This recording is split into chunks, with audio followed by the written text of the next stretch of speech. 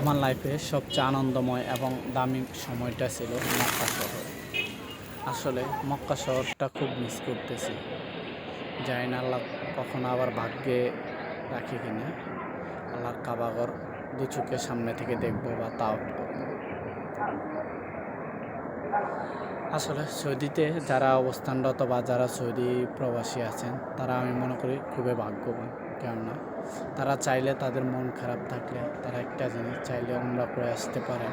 আল্লাহর ঘর তওয়াফ করে আসলে হয়তো মনটা ভালো হয়ে যায়।